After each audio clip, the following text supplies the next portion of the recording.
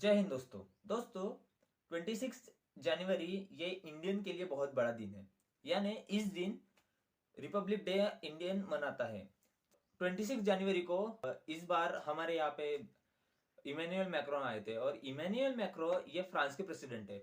इस वीडियो से समझते हैं हम कि फ्रांस और इंडिया का रिश्ता कैसे है। सबसे पहली बात, ये इंडिया और फ्रांस बहुत पहले से दोस्त है। इंडिया के बहुत अच्छे तीन मित्र हैं। पहला रशिया, सेकंड फ्रांस और थर्ड इजराइल। मगर इजराइल को हम बहुत ज्यादा करीबी भी दिखा नहीं सकते। वो क्यों नहीं दिखा सकते, क्या है मामला, वो कभी नेक्स्ट वीडियो में देखेंगे। मगर हम अब बात करते हैं फ्रांस और इंडिया के रिश्ते की।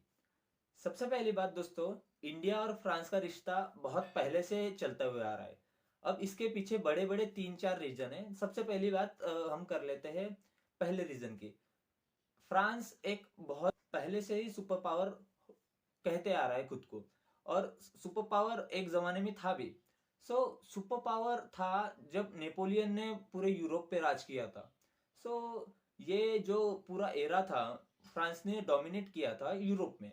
तो यूरोप में उन्होंने बहुत सारे क्षेत्र को अपने अंडर एक्वायर कर लिया था। इसी कारण से फ्रांस की बहुत सारी टेरिटरी है। एक एक हाथ दो टेरिटरी फ्रांस की इंडो पैसिफिक में भी है। ऑस्ट्रेलिया के बाजू में दो चार आइलैंड फ्रांस के हैं। इस कारण से फ्रांस इंडो पैसिफिक जो क्षेत्र है वहां पे भी बहुत ज्यादा ध्यान रखता है। अब ये क्षेत्र क्यों इंपॉर्टेंट है इंडिया के लिए समझते हैं।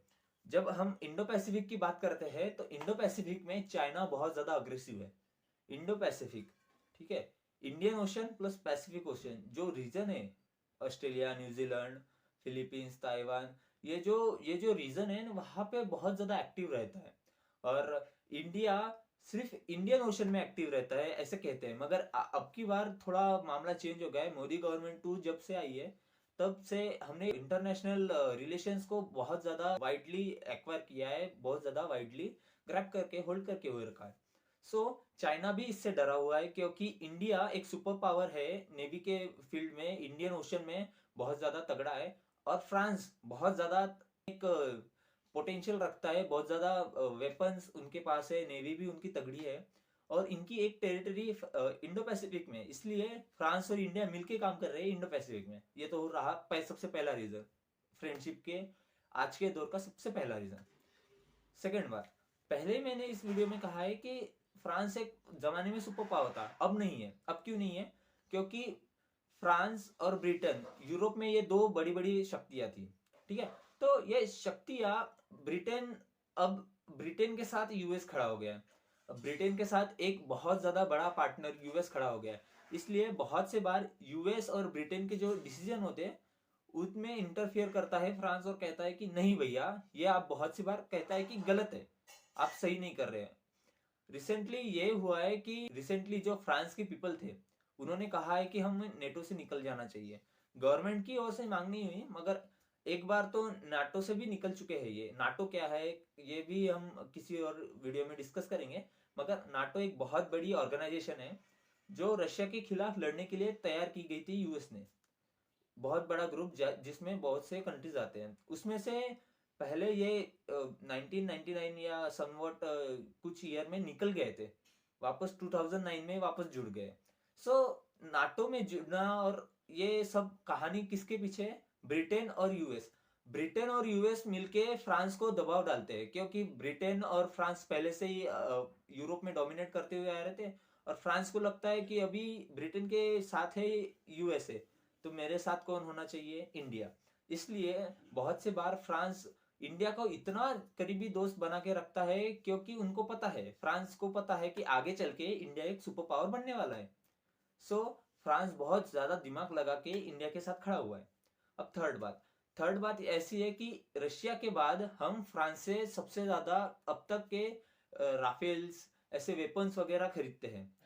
राफेल जैसा बहुत बड़ा वेपन हमने फ्रांस से खरीदा है। इस कारण से वेपन के क्षेत्र में और इंडस्ट्रियलाइजेशन, वहां से जो आउटपुट हमें मिल रहा है वो इनक्रेडिबल, लिटरली इनक्रेडिबल है, बहुत ज्यादा अच्छा है। और उस वजह से बहुत सारी चीजें हमारी ठीक हुई है ऐसे भी कह सकते हैं। क्योंकि राफेल की वजह से हमारे जो दुश्मन है चाइना, पाकिस्तान, वो दहले हुए आज। इसलिए राफेल बहुत बड़ी भूमिका निभा रहा है हमारी एयरफोर्स में, और ये राफेल प्रोवाइड कर रहा है हमें फ्रांस।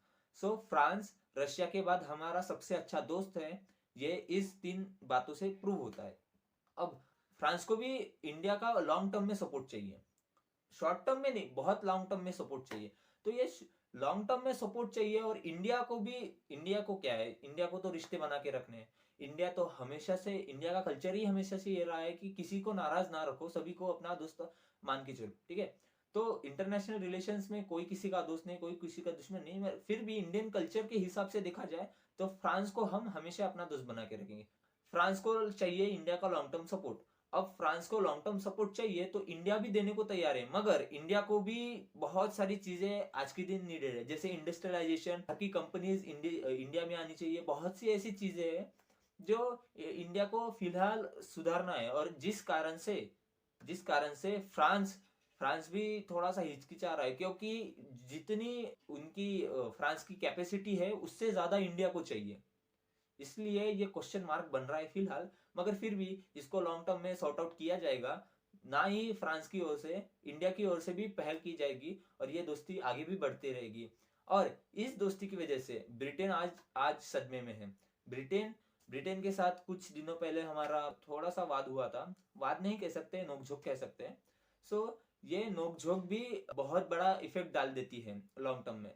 सो ये छोटी छोटी चीजें हैं जो इंडिया और फ्रांस के रिलेशन को अच्छा बनाती है। अब ब्रिटेन भी तकलीफ में है, यूएस भी तकलीफ में है जब फ्रांस हमारे साथ ज्यादा अच्छे से रहता है।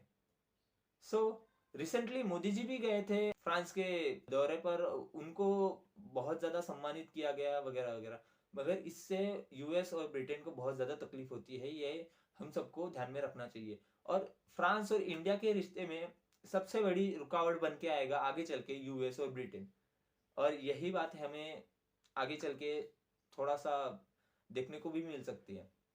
ऐसे ही वीडियो देखने के लिए बने रहिए हमारे चैनल पे, तब तक के लिए जय हिंद।